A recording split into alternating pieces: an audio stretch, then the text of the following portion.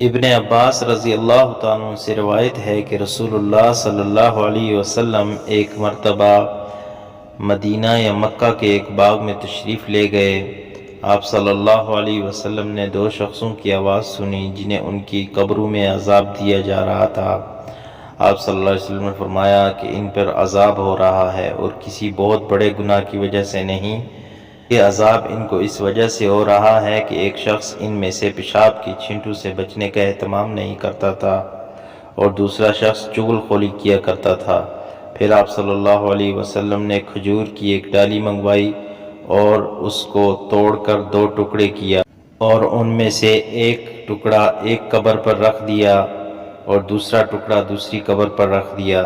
لوگوں نے آپ صلی اللہ علیہ وسلم سے پوچھا کہ یا رسول اللہ صلی اللہ علیہ وسلم، آپ نے ایسا کیوں کیا؟ تو آپ صلی اللہ علیہ وسلم نے فرمایا، اس لیے کہ جب تک